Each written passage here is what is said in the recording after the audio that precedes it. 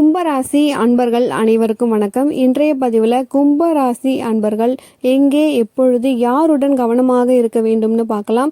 வீடியோக்குள்ளே போகிறதுக்கு முன்னாடி முதன்முறையாக நீங்கள் நம்ம சேனலை பார்க்குறீங்க அப்படின்னா மறக்காமல் சப்ஸ்கிரைப் பண்ணி வச்சுக்கோங்க. கும்பராசி காலபுருஷ தத்துவத்தின் 11வது ராசி, சிர ராசி, சிர லக்னம். கும்பராசிக்கு அதிபதி சனி பகவான். சனி பகவானே உங்களுக்கு விரையாதிபதியாகவும் வராரு. இந்த கும்பராசியை பொறுத்த வரைக்கும் எதையுமே வெளிப்படையாக ஈஸியாக ஷேர் பண்ணக்கூடியவங்களாக இருக்கவே மாட்டாங்க.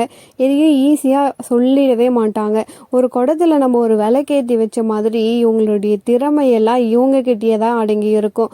அவ்வளோ சீக்கிரம் அவங்களுடைய திறமையை வெளியே காட்டவே மாட்டாங்க. ஆனால் மற்றவங்களுடைய ஒரு முன்னேற்றத்திற்கு இவங்க தான் உதவி அதிகமாக பண்ணுவாங்க. ஒரு பேக்ரவுண்டாகவே இவங்க தான் இருப்பாங்க. ரொம்ப ரொம்ப நல்லவங்க தான் இந்த கும்பராசி அன்பர்கள்.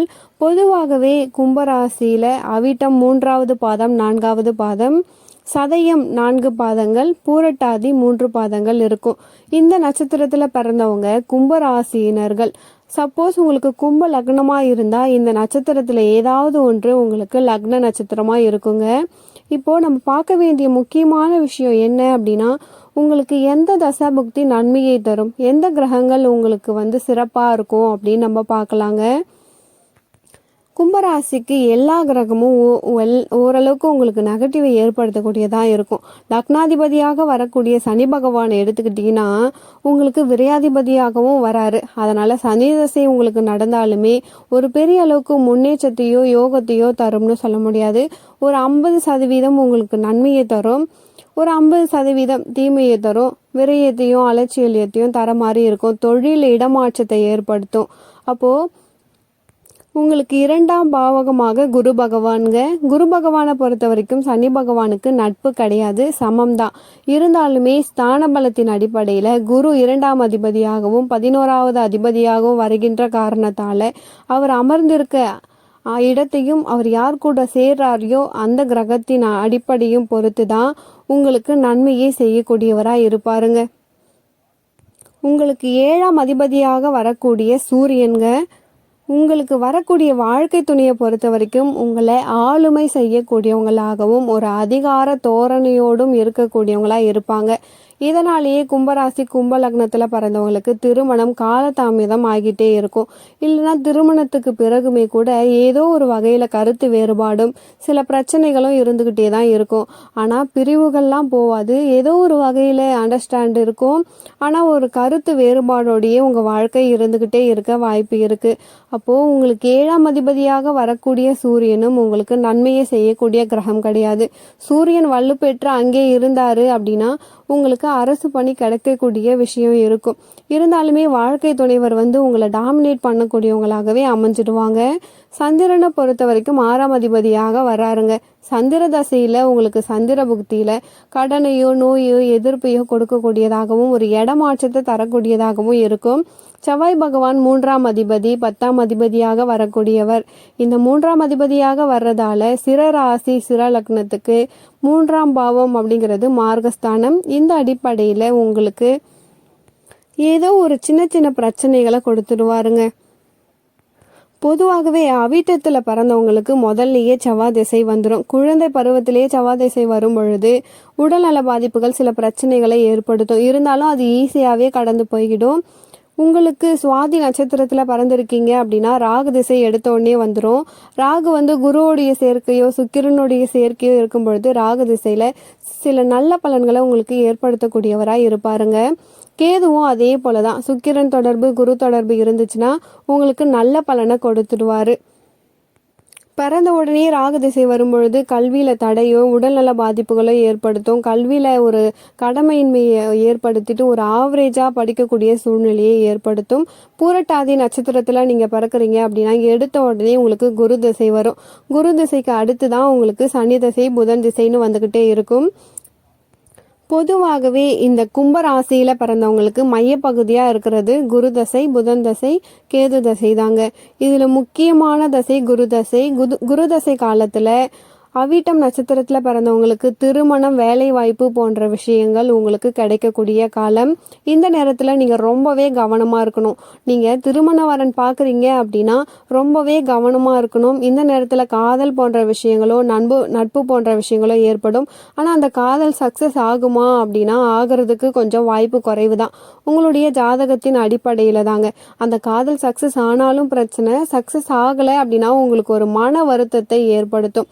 நீங்க நம்பக்கூடாதவங்கள நம்பி ஏமாறக்கூடிய ஒரு சூழ்நிலையை ஏற்படுத்தக்கூடியதா இருக்கும். இந்த சனி திசை வரும் பொழுது நீங்க ரொம்பவே எச்சரிக்கையா இருக்கணுங்க. இந்த காலத்துல உங்களுக்கு ரொம்பவே கவனமா இருக்கணும். விரையாதிபதியாகவும் வராரு சனி பகவான். அப்போ உங்களுக்கு நன்மையை 9.5 ஆண்டுகள் தருவாரு, 9.5 ஆண்டுகள் தீமையும், இப்படி மாத்தி மாத்தி தருவாருங்க. தொழில் விஷயத்துல நீங்க ரொம்பவே கவனமா இருக்கணும். வேலை பார்க்குற இடத்துல நீங்க ரொம்ப ரொம்ப கவனமா இருக்கணும். உடன் பணிபுரியறவங்க கிட்ட ரொம்பவே கவனமா இருக்கணும். நீங்க ஆணா இருந்தீங்க அப்படின்னா ஒரு ஆணால உங்களுக்கு பிரச்சனை வர வாய்ப்பு இருக்கு. நீங்க ஒரு பெண்ணா இருக்கீங்க அப்படின்னா ஒரு பெண்ணால உங்களுக்கு ஒரு பிரச்சனை வர்றதுக்கு வாய்ப்பு இருக்கு. கூடவே இருப்பாங்க, ஆனா உங்களுடைய வேலைக்கு ஆப்பு வைக்கிறவங்களா இருப்பாங்க. அதனால நீங்க ரொம்பவே வேலை செய்யற இடத்துல உங்க கூட இருக்கிறவங்க கிட்ட ரொம்பவே கவனமா இருக்கிறது நல்லது. அதே போல உங்ககிட்ட நீங்க ரொம்பவே கவனமா இருக்கணுங்க. நீங்க ஒரு இடத்துல பேசும்பொழுது ஒரு 10 பேர் இருக்காங்க அப்படின்னா அந்த இடத்துல நீங்க பேசும்பொழுது ரொம்பவே கவனமா யோசிச்சு பேசணும். நீங்க தவறாக பேசிட்டீங்க அப்படின்னா எல்லாருமே சேர்ந்து உங்களுக்கு ஒரு கெட்ட பேரை கொடுத்துருவாங்க. அதனால உங்ககிட்ட நீங்க ரொம்பவே கவனமா இருக்கணுங்க. குறிப்பாக கும்பராசி அன்பர்கள் திருமண உறவுகள்ல ரொம்பவே கவனமா இருக்கணும். ஒரு திருமண பொருத்தம் பாக்குறீங்க அப்படின்னா ஒரு பெயர் பொருத்தம், ஒரு நட்சத்திர பொருத்தம் மட்டும் பார்க்காம ஜாதக பொருத்தம் பார்த்து திருமணம் பண்ணுங்க. 2 ஜாதகமும் சரியாக பொருந்திருந்துச்சு அப்படின்னா பெரிய அளவுக்கு கருத்து வேறுபாடோ சண்டை சச்சரவோ வரவே வராது. பொதுவாகவே கும்பராசி கும்ப லக்னத்துல பிறந்தவங்களுக்கு தாமதமாக தான் திருமணமாகும். அந்த திருமணம் ஆகின்ற விஷயத்துல நீங்க ரொம்பவே கவனமா இருக்கணும். ஒரு சரியான வரனை நீங்க செலக்ட் பண்ணும் பொழுது உங்களுக்கு ஒரு நல்ல வாழ்க்கை அமையறதுக்கு வாய்ப்பு இருக்கு. காதல் அப்படிங்கிற விஷயமோ வெளியில தொடர்புகள், நட்பு இதெல்லாமே ஏற்படக்கூடிய வாய்ப்பு இருக்கு. இந்த விஷயத்துல நீங்க எப்பயுமே கவனமா இருக்கணும். அவங்க உங்களை பயன்படுத்திக்கிட்டு விட்டுட்டு போறதுக்கான வாய்ப்புகள் நிறையவே இருக்கு. ஏன்னா சனி பகவானே உங்களுக்கு ராசி அதிபதியாகவும் விரையாதிபதியாகவும் வருகின்ற காரணத்தால உங்களுக்கு பல நண்பர்கள், காதல் போன்ற விஷயங்கள் ஏற்படுங்க. இது ஏற்படுறதாலேயே உங்களுக்கு சில பிரச்சனைகள் தான் அதிகமாக கொடுக்கக்கூடியதாக இருக்கும். சப்போஸ் நீங்க உங்களுடைய காதல் சக்சஸ் ஆகி நீங்க திருமணமே பண்ணாலுமே அதனாலுமே உங்களுக்கு பிரச்சனை வரும். இப்போ ஒரு கருத்து வேறுபாடுகள் உங்களுக்குள்ள வர்றதுக்கு வாய்ப்பு இருக்கு. அப்போ சனி பகவான் உங்களுக்கு விரயஸ்தானாதிபதியாக வர்றதால விரயத்திலேயே ஆட்சி பெற்று இருக்கின்ற காரணத்தால அடிக்கடி உடல்நல பாதிப்புகள் ஏற்படுத்துவாரு.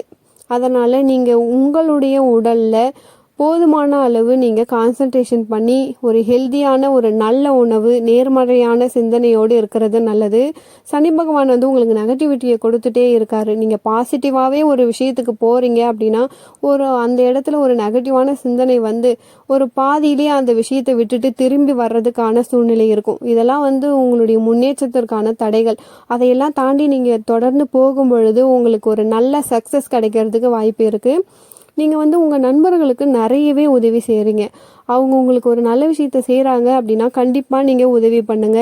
அவங்களுக்கு எல்லாத்துக்குமே நான் தான் நண்பனா இருந்து நீங்க உதவி செய்றீங்க அப்படின்னா சில நேரத்துல நீங்க அதுல பாதிக்கப்படுறீங்க. சில பிரச்சனையில நீங்களே போய் மாட்டக்கூடிய சூழ்நிலை கூட ஏற்படும். முக்கியமா உங்ககிட்ட நிறைய திறமைகள் இருக்கு.